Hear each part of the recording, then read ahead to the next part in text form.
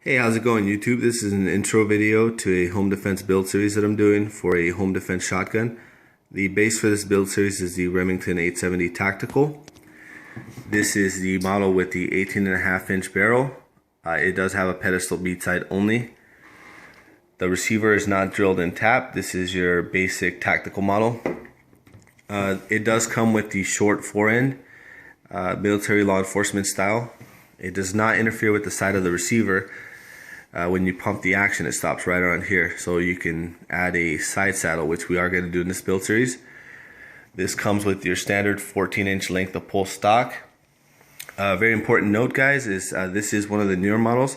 It comes with the one-piece mag tube here. This is a 6+1 capacity gun. Plan to do a bunch of upgrades, internal and external, all for form and function. That'll apply to home defense, military, and law enforcement. If you guys have any questions, please comment below. Also, don't forget to hit the like button. It really helps out. Share the video. And if you guys want to catch the videos as I release them, please hit that subscribe button. That's it for now, guys. Thanks for watching. I'll see you on the next video.